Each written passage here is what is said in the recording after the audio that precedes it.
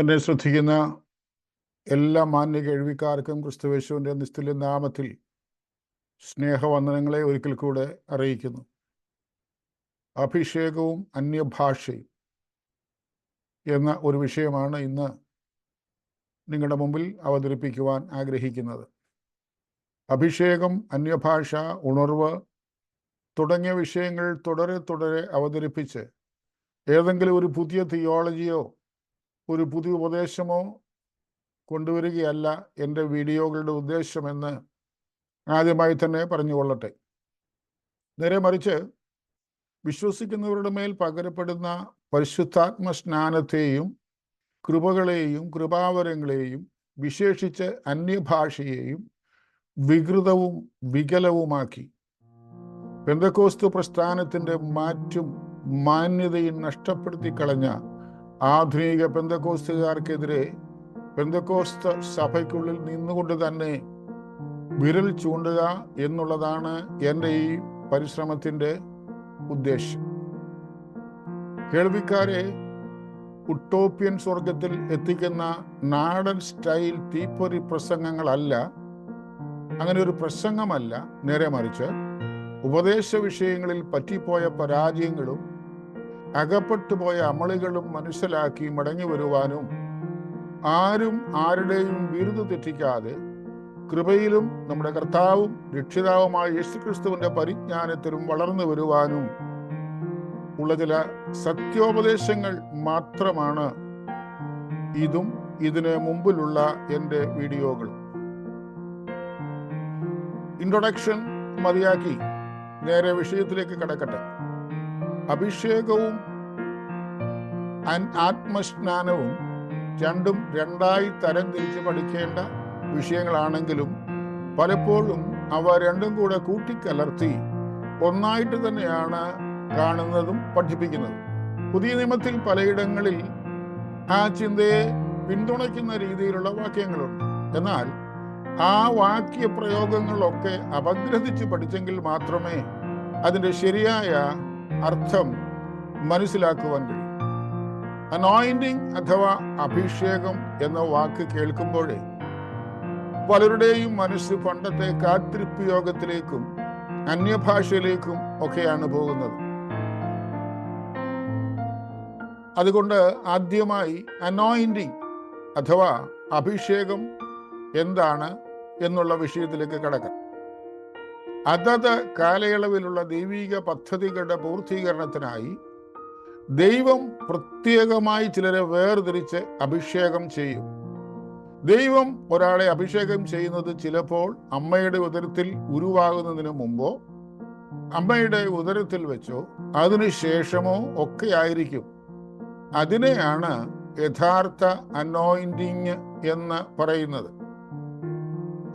ഉദാഹരണത്തിന്, കോരശ് ജനിക്കുന്നതിന് 175ഓളം വർഷങ്ങൾക്ക് മുമ്പ് കോരസിനെ കുറിച്ച് യെശയ്യാ പ്രവാചകർ പറഞ്ഞിരിക്കുന്നത് ശ്രദ്ധിക്കുക. 45-ാം അധ്യായത്തിന്റെ 1-ാമത്തെ വാക്യത്തിൽ കോരശ് എൻ്റെ അഭിഷക്തൻ. അതുപോലെ തന്നെ ദരിദ്രന്മാരോട് സുവിശേഷം അറിയിപ്പാൻ കർത്താവ് എന്നെ അഭിഷേകം ചെയ്യുകയാൽ അവന്റെ ആത്മാവ് എൻ്റെ മേലുണ്ട് എന്ന് ലൂക്കോസ് 4-ൽ യേശു കർത്താവ് പറയുന്നത് ഏതാണ്ട് 700-ൽ പരം വർഷങ്ങൾക്ക് മുമ്പ് പ്രവാചകനായിരുന്ന യെശയ്യാവ് തന്നെക്കുറിച്ച് പ്രവചിച്ചിരുന്ന പ്രവചനത്തിന്റെ പൂർത്തീകരണമായിരുന്നു.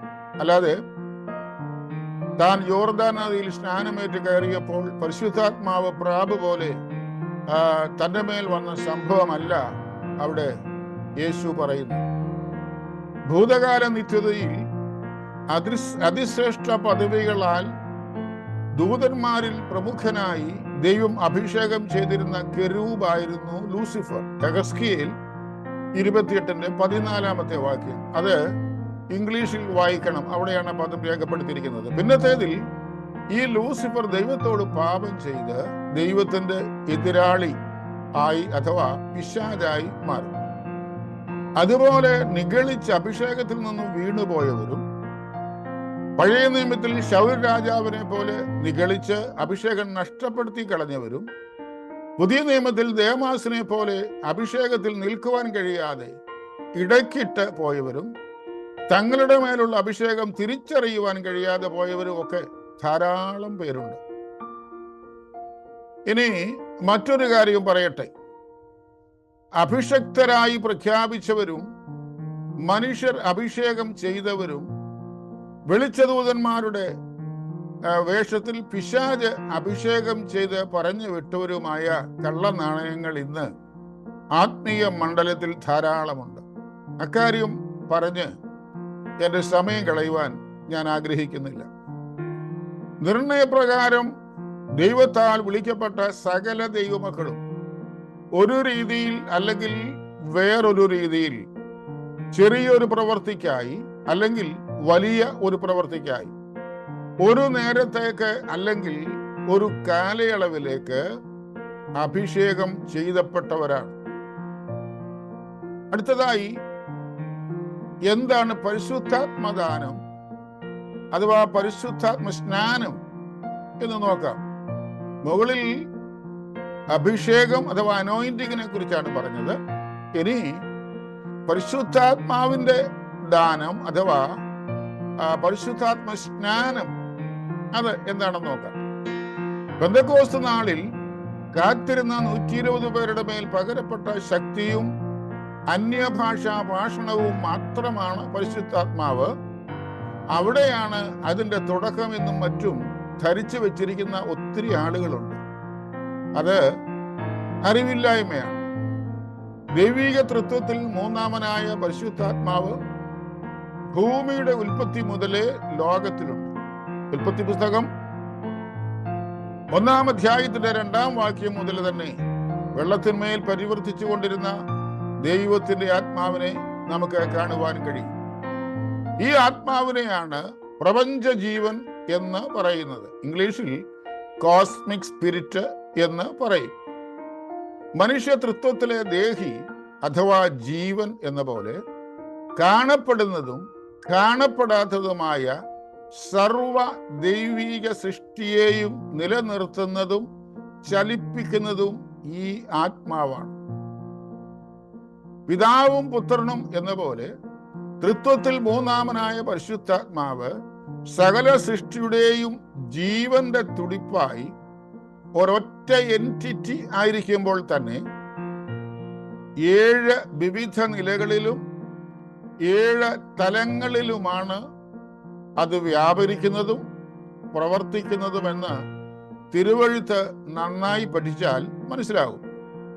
വെളിപ്പാട് പുസ്തകത്തിൽ ദൈവസിംഹാസനത്തിന് മുമ്പിൽ നിൽക്കുന്ന ഈ 7 ആത്മാക്കളെ കുറിച്ചുള്ള വിവരണം വിശേഷിച്ച് നമുക്ക് കാണാം. പഴയ നിയമത്തിൽ അതത് സന്ദർഭങ്ങളിൽ ഈ ആത്മാവ് ആവശ്യാനുസരണം വ്യക്തികളുടെ മേൽ ഇറങ്ങി വരികയും ദൈവം അയച്ച പ്രവൃത്തി ചെയ്ത ശേഷം മാറി നിൽക്കുന്ന അഥവാ മടങ്ങുന്ന സ്വഭാവമായിരുന്നു. എടുത്തു പറഞ്ഞാൽ പരിശുദ്ധാത്മാവിന്റെ സ്ഥിരമായ ഒരു ഓഫീസ് മനുഷ്യരുടെ മേൽ അന്ന് ഇല്ലായിരുന്നു. മുൻപോട്ട് പോകുമ്പോൾ യോർദാൻ നദിയിൽ സ്നാനമേറ്റ് കയറിയ കർത്താവിന്റെ മേൽ പരസ്യമായി പ്രാവരൂപത്തിൽ ഈ പരിശുദ്ധാത്മാവ് ഇറങ്ങുന്നു. സ്വർഗത്തിൽ നിന്നും പിതാവിന്റെ ശബ്ദം, ഇവൻ എൻ്റെ പ്രിയപുത്രൻ. ഭൂമിയിൽ പുത്രൻ താനും തന്നെ അയച്ചവന്റെ ഹിതം വെളിപ്പെടുത്തി പരസ്യ ശുശ്രൂഷയ്ക്ക് തയ്യാറായി യോർദാന്റെ കരയിൽ നിൽക്കുന്നു. പരിശുദ്ധാത്മാവ് ആ സമയം ദേഹരൂപത്തിൽ പ്രാവ് എന്ന പോലെ യേശുവിന്റെ മേൽ ഇറങ്ങി വരുന്നു.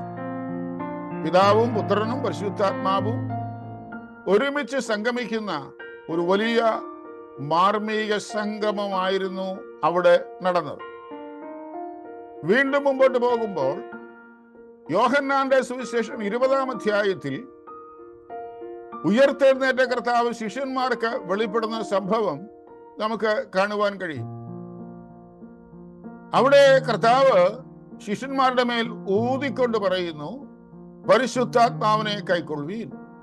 അവിടെ പരിശുദ്ധാത്മാവിനെ പകർന്ന് ശിഷ്യന്മാരെ കർത്താവ് ശുശ്രൂഷയ്ക്ക് അധികാരപ്പെടുത്തി അയക്കുകയായിരുന്നു. ഒടുവിൽ തന്റെ സ്വർഗാരോഹണത്തിന് മുമ്പ് കർത്താവ് ശിഷ്യന്മാരോട് പറഞ്ഞു, എൻ്റെ പിതാവ് വാഗ്ദത്തം ചെയ്തതിനെ ഞാൻ നിങ്ങളുടെ മേൽ അയക്കും. നിങ്ങളോ ഉയരത്തിൽ നിന്ന് ശക്തി ധരിക്കോളം നഗരത്തിൽ പാർപ്പീൻ. അപ്പോൾ ഊതിക്കൊടുത്തത് അധികാരപ്പെടുത്തി അയച്ച പരിശുദ്ധാത്മാവും ഇവിടെ പറയുന്ന പരിശുദ്ധാത്മാവിന്റെ പകർച്ചയും മുകളിൽ പറഞ്ഞതുപോലെ ദൈവത്തിന്റെ പരിശുദ്ധാത്മാവിന്റെ വെവ്വേറെ പ്രദർശനങ്ങൾ അഥവാ വെവ്വേറെ ഓപ്പറേഷൻസ് ആണ്. അങ്ങനെ വാഗ്ദത്തത്തിനായി കാത്തിരുന്നവരുടെ മേൽ പെന്തക്കോസ്ത് നാളിൽ പരിശുദ്ധാത്മാവ് ശക്തിയോടെ ഇറങ്ങി വരികയും അവരെല്ലാവരും ആത്മാവിൽ നിറഞ്ഞ് അന്യഭാഷയിൽ സംസാരിക്കുകയും, അന്യഭാഷയിലല്ല അന്യഭാഷകളിൽ സംസാരിക്കുകയും ചെയ്തു.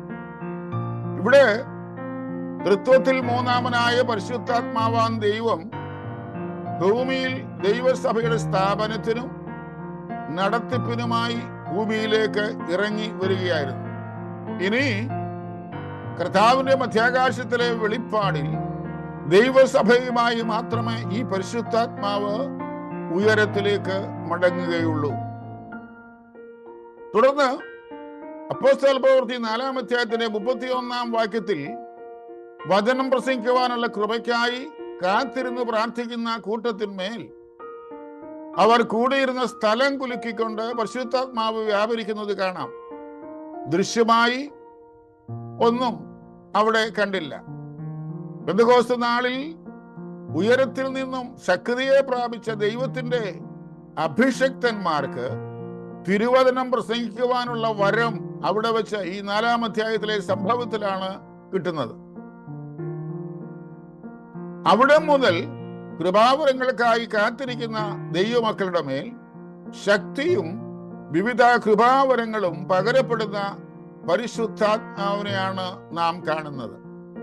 തുടർന്ന് അപ്പോസ്തല പ്രവൃത്തി 10-ാം അധ്യായത്തിൽ കൊർന്നല്യോസിന്റെ ഭവനത്തിൽ ജാതികളുടെ മേൽ പരിശുദ്ധാത്മ പകർച്ച ഉണ്ടാകുകയും അവർ അന്യഭാഷയിൽ സംസാരിക്കുകയും ചെയ്യുന്നു.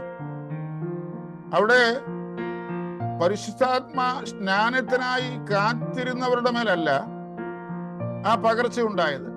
സുവിശേഷം കേട്ട് വിശ്വസിച്ച ജാതികളുടെ മേലാണ് അന്ന് ആ ദാനം പകരപ്പെട്ടത്. അപ്പോസ്തല പ്രവൃത്തി 19-ാമത്തെ വാക്യത്തിൽ പുതിയ നിയമസ്നാനം ഏറ്റ പുരുഷന്മാരുടെ മേൽ പൗലോസ് കൈവച്ചപ്പോൾ, പുതിയ നിയമസ്നാനം എന്ന് പറയുമ്പോൾ അവർ നേരത്തെ യോഹന്നാന്റെ മാനസാന്തര സ്നാനം ഏറ്റവരായിരുന്നു. പൗലോസ് അവരുടെ മേൽ കൈവച്ചപ്പോൾ പരിശുദ്ധാത്മാവ് വരികയും അവർ അന്യഭാഷയിൽ സംസാരിക്കുകയും പ്രവചിക്കുകയും ചെയ്തതായി കാണുന്നു. ഇവിടെ അന്യഭാഷയോടുകൂടെ പ്രവചനവരവും അവർക്ക് ലഭിച്ചു. ഓർക്കണം, യെരുശലേമിലെ സംഭവം ഒഴിച്ചാൽ ശമരിയയിലും എഫേസോസിലും കൊർന്നല്യോസിന്റെ ഭവനത്തിലും എല്ലാം അന്യഭാഷാ ഭാഷണം ഉണ്ടായത് കൂടുതലും ജാതികളുടെ ഇടയിലും അവിശ്വാസികളുടെ ഇടയിലും ആയിരുന്നു. അവർക്ക് പ്രയോജനത്തിനായിട്ടായിരുന്നു. അതുകൊണ്ടാണ് കൊരിന്ത്യർക്കുള്ള ലേഖനത്തിൽ പൗലോസ് അപ്പോസ്തലൻ എടുത്തു പറഞ്ഞത്, അന്യഭാഷകൾ അടയാളമായിരിക്കുന്നത് വിശ്വാസികൾക്കല്ല അവിശ്വാസികൾക്കത്രേ, പ്രവചനമോ അവിശ്വാസികൾക്കല്ല വിശ്വാസികൾക്ക് തന്നെ. 1 കൊരിന്ത്യർ 14-ാം അധ്യായത്തിന്റെ 22-ാമത്തെ വാക്യം. പെന്തക്കോസ്ത് നാളിൽ 120 പേർ ആത്മശക്തി പ്രാപിച്ച് അന്യഭാഷയിൽ സംസാരിച്ചെങ്കിലും അന്യഭാഷ പ്രയോജനമായത് വെളിയിൽ ശ്രദ്ധിച്ചുകൊണ്ടിരുന്ന അവിശ്വാസികൾക്കായിരുന്നു. ഇതുവരെ ഞാൻ പറഞ്ഞുകൊണ്ട് വന്നതിന്റെ സാരം, അനോയിന്റിങ് അഥവാ അഭിഷേകം എന്നത് പിതാവായ ദൈവം ഒരുത്തനെ ചെറിയതോ വലിയതോ ആയ പ്രത്യേക ശുശ്രൂഷയ്ക്കായി മുന്നമേ അഭിഷേകം ചെയ്യുന്നതും, പരിശുദ്ധാത്മ സ്നാനം എന്നത് യേശു കർത്താവ് അവനിൽ വിശ്വസിക്കുന്നവരുടെ മേൽ പകരുന്ന ആത്മശക്തിയും, കൃപാവരം എന്നത് അവനവന് ലഭിച്ച കൃപയ്ക്കൊത്തവണ്ണം പരിശുദ്ധാത്മാവ് വ്യക്തികൾക്ക് വിഭാഗിച്ചു കൊടുക്കുന്ന ആത്മാവിന്റെ വരങ്ങളുമാണ്, കൃപാവരങ്ങളാണ്. ആരെങ്കിലും ഒരാളുടെ മേൽ കൈവച്ച് റിസീവ് ദി അനോയിന്റിങ് എന്ന് പറഞ്ഞാൽ അതിൽ വലിയ അർത്ഥമില്ല. എന്നാൽ അഭിഷക്തന്മാർ വിശ്വസിക്കുന്ന ഒരുത്തന്റെ മേൽ കരം വെച്ച് പ്രാർത്ഥിച്ചാൽ കർത്താവ് അവനെ പരിശുദ്ധാത്മാവിൽ നിറച്ചേക്കാം, അഥവാ പുതുശക്തി പകരപ്പെട്ടേക്കാം. അതിന് തിരുവചനത്തിൽ, പുതിയ നിയമത്തിൽ തെളിവുണ്ട്. പൗലോസ് അപ്പോസ്തലന്റെ കാലത്ത് ഏറ്റവും മോശമായ ജീവിത സാഹചര്യങ്ങളിൽ സാൻമാർഗികമായി അങ്ങേയറ്റം അധപ്പതിച്ച് ജീവിച്ചവരായിരുന്നു കൊരിന്ത്യർ. കൊരിന്തിൽ പൗലോസിന്റെ പ്രയത്നത്താൽ സകല കൃപാവരങ്ങളാലും നിറയപ്പെട്ട വളരെ നല്ല ഒരു സഭ ഉണ്ടായെങ്കിലും കാലക്രമത്തിൽ ആ സഭ സകലവിധ മ്ലേച്ഛതകളുടെയും വിളനിലമായി മാറുകയായിരുന്നു. ഇന്ന് പല പെന്തക്കോസ്ത് സഭകളിലും നടക്കുന്നത് പോലെ അച്ചടക്കമില്ലാതെ, ചോദിക്കാനും പറയാനും ആളില്ലാതെ, വെറും നാഥനില്ല കളരിയായി കൊരിന്ത് സഭ മാറി. ഞാനാ മിടുക്കൻ എന്ന് കാണിക്കുവാൻ യാതൊരു കൺട്രോളുമില്ലാത്ത അന്യഭാഷാ ഭാഷണവും പ്രവചനവും അന്യോന്യ മത്സരം എന്ന വണ്ണം കൊരിന്ത് സഭയിൽ അരങ്ങേറി. കൃപാവരങ്ങളുടെ പേര് പറഞ്ഞ് സ്ത്രീകൾ സഭകളിൽ അധികാരം കയ്യേറി. കേഫാവിന്റെ പേരിലും അപ്പല്ലോസിന്റെ പേരിലും പൗലോസിന്റെ പേരിലും പക്ഷം തിരിഞ്ഞ് പോരാട്ടം ആരംഭിച്ചു. ഈ കാഴ്ച കണ്ടിട്ടാണ് പൗലോസ് അപ്പോസ്തലൻ അവരെ കഠിനമായി ശാസിച്ച് പോരായ്മകളും പാപങ്ങളും എണ്ണി പറഞ്ഞ് ലേഖനം എഴുതിയത്. അന്യഭാഷക്കാരോട് പൗലോസ് പറഞ്ഞു, ഓക്കെ, ഒരു കാര്യം നിങ്ങൾ മനസ്സിലാക്കണം, നിങ്ങൾ എല്ലാവരെക്കാളും കൂടുതൽ ഞാൻ അന്യഭാഷയിൽ സംസാരിക്കുന്നു. പക്ഷെങ്കിൽ അന്യഭാഷയിൽ സംസാരിക്കുന്നവൻ ദൈവത്തോട് സംസാരിക്കുന്നു, തനിക്ക് താൻ ആത്മീയ അഭിവൃദ്ധി വരുത്തുന്നു. അടുത്തതായി, ഭൂതങ്ങളെ പുറത്താക്കാനോ രോഗികളെ സൗഖ്യമാക്കുവാനോ ഉണർവുണ്ടാകുവാനോ ഒന്നും അന്യഭാഷയുടെയും ബഹളത്തിന്റെ ഒന്നും ആവശ്യമില്ല. അന്യഭാഷ ഉണ്ടാകാം എന്ന് മാത്രം. മറിച്ച് ഞാൻ ആദ്യമേ സൂചിപ്പിച്ചതുപോലുള്ള പ്രത്യേക തെരഞ്ഞെടുപ്പ് അല്ലെങ്കിൽ ദൈവത്തിന്റെ അഭിഷേകവും പരിശുദ്ധാത്മാവിന്റെ സഹായവും ദൈവവചനത്തിലുള്ള ആഴമായ അടിസ്ഥാനവും ജീവിത വിശുദ്ധിയും വേർപാടും ഒക്കെയാണ് അതിനാവശ്യം. എന്റെ കഴിഞ്ഞ എപ്പിസോഡിൽ തിരുവിതാംകൂറിൽ നടന്ന ഒരു ഭൂതമറക്കലിനെ കുറിച്ച് ഞാനൊന്ന് സൂചിപ്പിച്ചിരുന്നു. അടുത്ത എപ്പിസോഡിൽ അത് വിവരിക്കാമെന്നും പറഞ്ഞിരുന്നു. സംഭവം നടന്നത് റാന്നിയിൽ മന്നമരുതി എന്ന സ്ഥലത്താണ്. അവിടെ ഒരു യുവാവിന് ഭൂതം ബാധിച്ച് വീട്ടുകാർ വലിയ പ്രതിസന്ധിയിലായി. ഉൾവനത്തിൽ പച്ചമരുന്ന് പറിക്കുവാൻ പോയ യുവാവ് രാത്രി തിരികെ വരുവാൻ കഴിയാതെ വനത്തിൽ അലയുമ്പോൾ തനിക്കെതിരെ വന്ന വനഭൂതം ഈ ചെറുപ്പക്കാരനിൽ കയറുകയായിരുന്നു. ചില ദിവസങ്ങൾ കഴിഞ്ഞ് അദ്ദേഹം ഭവനത്തിൽ മടങ്ങിയെത്തിയത് ആർക്കും ഒതുക്കുവാൻ കഴിയാത്ത നിലവാരത്തിൽ ആയിരുന്നു. കാലത്ത് മർത്തോമാ സഭയിലെയും മറ്റും പ്രഗത്ഭന്മാരായ അച്ഛന്മാർ ആ വീട്ടിൽ വന്ന് പ്രാർത്ഥിക്കുകയും ഭൂതത്തെ ഇറക്കി വിടുവാൻ ശ്രമിക്കുകയും ചെയ്തതെങ്കിലും ഒന്നും ഫലിച്ചില്ല. പെന്തക്കോസ്ത് പ്രസ്ഥാനം അല്ലെ പെന്തക്കോസ്തുകാരൊക്കെ അവരുടെ ഏർലി സ്റ്റേജസ് ആയിരുന്നു. അന്നത്തെ കാലം. ഇന്നേക്ക് ഒരുപാട് വർഷങ്ങൾക്ക് മുമ്പാണല്ലോ KV സൈമൺ സാറ് ജീവിച്ചത്, മരിച്ചത്. ഒടുവിൽ KV സൈമൺ സാറിനെ കൊണ്ടുവരാമെന്ന് തീരുമാനിച്ച് ചിലർ ഇടയാറുമുള്ളയിലുള്ള KV സൈമൺ അവരുടെ വസതിയിൽ എത്തി കാര്യം പറയുകയും സാർ ഒരു ദിവസം ചെല്ലാമെന്ന് സമ്മതിക്കുകയും ചെയ്തു. നിശ്ചയിച്ച ദിവസം KV സൈമനും ശിഷ്യന്മാരും കൂടെ നടന്ന്, അന്നത്തെ കാലത്ത് നടക്കുകയായിരുന്നു, വണ്ടിയില്ലായിരുന്നു, മന്നമരുതിയിലെത്തി. ഈ സമയം അവിടെ നിന്നും 1/2 മൈൽ മാത്രം ദൂരെയുള്ള വീടിന്റെ തിണ്ണയിൽ ഇരുന്നിരുന്ന ഭൂതബാധിതൻ സൈമൺ സാറ് മന്നമരുതിയിൽ എത്തിയേ എന്ന് പറഞ്ഞ് ചാടി മുറിക്കകത്ത് കയറി കതകടച്ച് കുറ്റിയിട്ടു. അറയും നിരയുമുള്ള ആ വീടായിരുന്നു. അത് കേട്ടവർ ഓടി മന്നമരുതിയിലെത്തി സൈമൺ സാറിനെ കൂട്ടിക്കൊണ്ട് ഭവനത്തിൽ വന്നു. കതകടച്ച് കുറ്റിയിട്ടിരിക്കുക, ഇനി വാതിൽ തുറക്കത്തില്ല എന്ന് വീട്ടുകാർ സാറിനോട് പറഞ്ഞെങ്കിലും അദ്ദേഹം കതകിൽ മുട്ടിയ വേളയിൽ തന്നെ ചെറുപ്പക്കാരൻ അനുസരണയുള്ള ഒരു കുട്ടിയെ പോലെ കതക് തുറന്നു.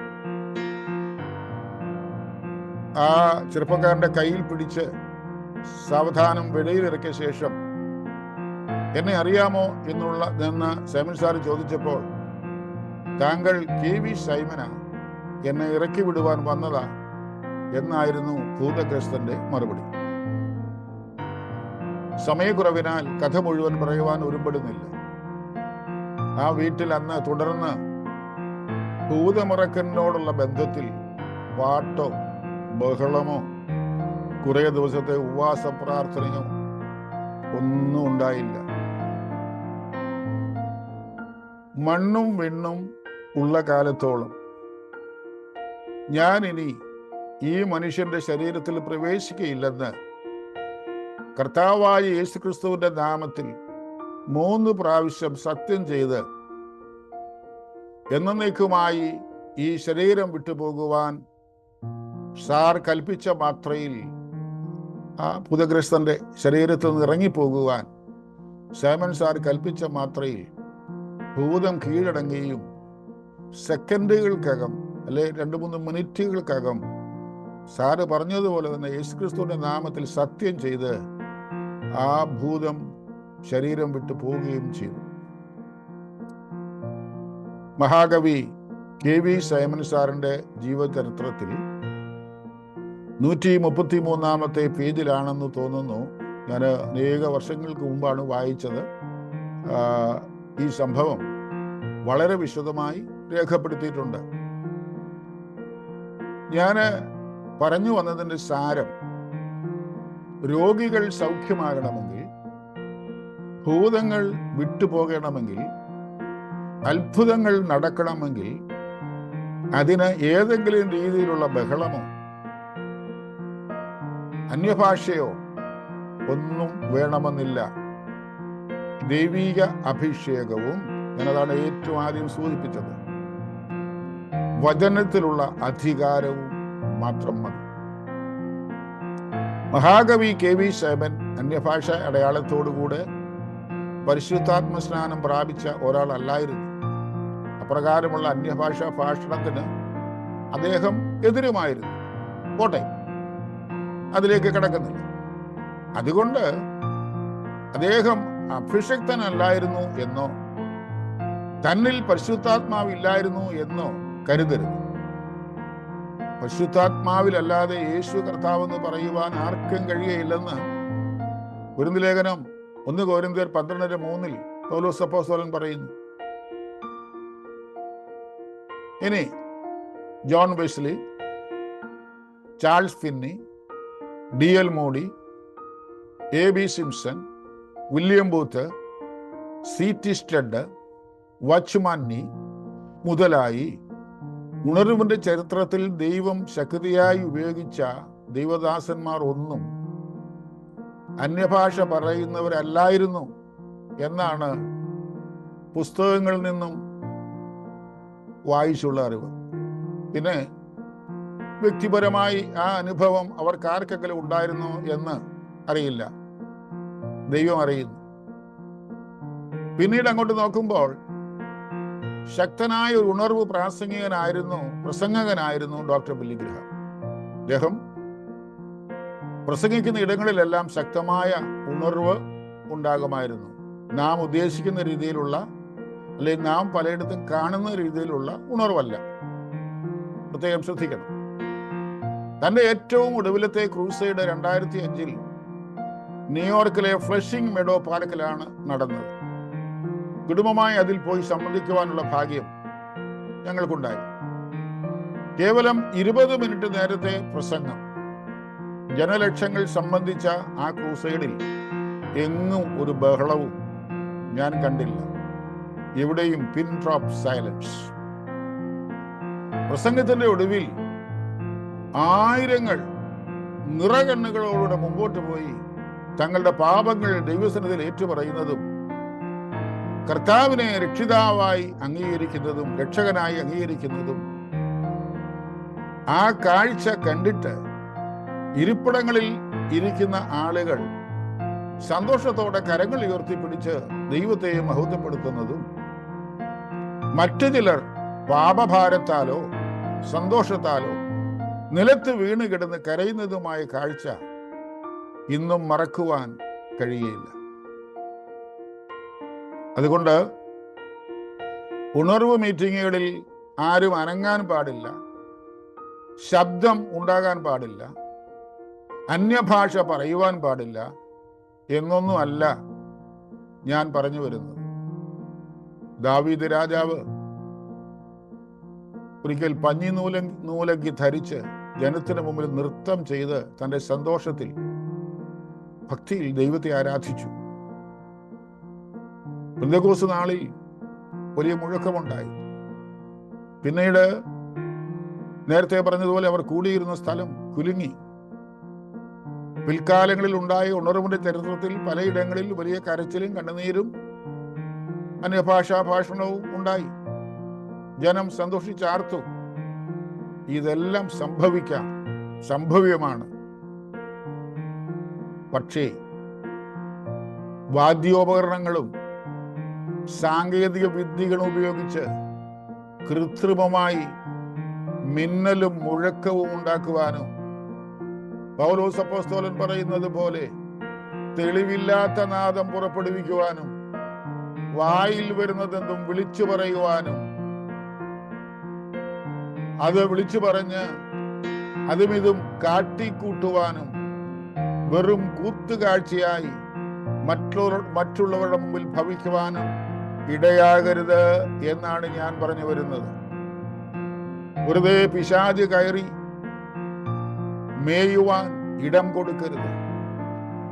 പ്രൈസ് ആൻഡ് വർഷിപ്പിൽ മാത്രം പരിശുദ്ധാത്മ വ്യാപാരത്തെ പിടിച്ചൊതുക്കുവാൻ ശ്രമിക്കരുത്. വീണ്ടും പറയട്ടെ, കരച്ചിലിനും കണ്ണുനീരിനും പകരം കൂകലും കൂത്തും ചാട്ടവും മേളവും മാത്രമാകരുത്. അന്യഭാഷയ്ക്ക് പകരം ആകാത്ത ഭാഷയാകരുത്. പ്രസംഗിക്കുവാൻ വാക്കുകൾ കിട്ടിയില്ലെങ്കിൽ അന്യഭാഷ തൊടുത്തുവിട്ട് കേൾക്കുന്ന മനുഷ്യരെ വെറും വിഡ്ഢികളാക്കരുത്. എനിക്കും ഈ കൃപകളൊക്കെ ഉണ്ടെന്ന് കാണിക്കുവാൻ വായിൽ വരുന്നതെല്ലാം അടിച്ചുവിടരുത്. ആത്മീയ കൂട്ടായ്മകൾ ദൈവാത്മാവിന്റെ നിയന്ത്രണത്തിലാകുന്നതിന് പകരം മാനുഷിക നിയന്ത്രണത്തിലാക്കുവാൻ ശ്രമിക്കരുത്. താഴ്മ ധരിച്ച് പരിശുദ്ധാത്മാവിന്റെ കരങ്ങളിലെ ഇണങ്ങിയ ആയുധമാകുന്നതിന് പകരം സ്റ്റേജിൽ ആളുകളുടെ മുമ്പിൽ സെലിബ്രിറ്റിയായി ഓഡിയൻസിന്റെ ശ്രദ്ധ ആകർഷിക്കുവാൻ ശ്രമിക്കരുത്. നിർഭാഗ്യവശാൽ ഇന്ന് ഉണർവുകാർക്കിടയിൽ മിക്കവാറും ഇപ്പറഞ്ഞ ഉണർവാണ് അരങ്ങേറി കാണുന്നത്. ശക്തി ഇല്ലെന്നറിഞ്ഞിട്ടും ശക്തി വിട്ടുപോയി എന്നറിഞ്ഞിട്ടും ശിംശോനെ പോലെ കുനിയുകയും കുടയുകയും ചാടുകയും തുള്ളുകയും ചെപ്പടി വിദ്യ ഇറക്കുകയും ചെയ്യുന്നവർ ഇന്ന് അനേകം. ദൈവസഭ പരാജയം മനസ്സിലാക്കി മടങ്ങി വന്നാൽ നല്ല ദിവസങ്ങൾ, അതേ ദൈവഹിതപ്രകാരമുള്ള ഉണർവിന്റെ നാളുകൾ നമുക്ക് മുമ്പിൽ ഇനിയും ഉണ്ട്. പൗലോസ് അപ്പോസ്തലൻ കൊരിന്ത്യരോട് പറയുന്നത് എടുത്തു പറഞ്ഞുകൊണ്ട് ഞാൻ എൻ്റെ വാക്കുകൾക്ക് വിരാമമിടട്ടെ. അതുകൊണ്ട് സഹോദരന്മാരെ, പ്രവചനവരം വാഞ്ചിപ്പീൻ, അന്യഭാഷയിൽ സംസാരിക്കുന്നത് വിലക്കുകയുമരുത്, സകലവും ശാന്തവും ഉചിതവും ക്രമവുമായി നടക്കട്ടെ. ഏവരെയും ദൈവം അനുഗ്രഹിക്കട്ടെ.